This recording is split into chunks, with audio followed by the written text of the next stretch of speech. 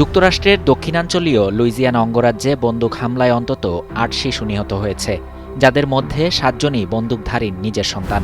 এ ঘটনায় আহত হয়েছেন আরও ২ জন। স্থানীয় সময় রোববার ভোরে লুইজিয়ানার শ্রেভপোর্ট শহরে এ মর্মান্তিক ঘটনা ঘটে।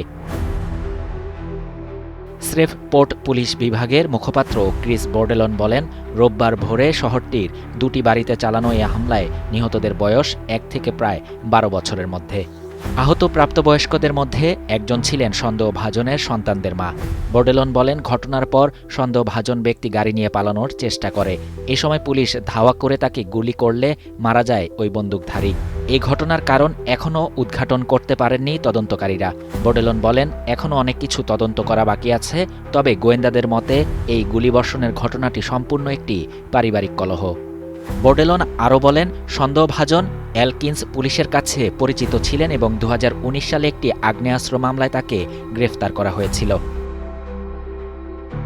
শ্রেভপোর্টের মেয়র টম আর্সেনো বলেন, এটি একটি মর্মান্তিক পরিস্থিতি, সম্ভবত আমাদের দেখা সবচেয়ে ভয়াবহ মর্মান্তিক ঘটনা। লুইজিয়ানার গভর্নর জেফ ল্যান্ড্রি সামাজিক মাধ্যমের এক পোস্টে জানান, তিনি ও তার স্ত্রী এই ভয়াবহ ঘটনায় মর্মাহত। তিনি লিখেন, আমরা ক্ষতিগ্রস্ত সকলের জন্য প্রার্থনা করছি। শাহরিয়ার শাফাত, বাংলা নিউজ 24।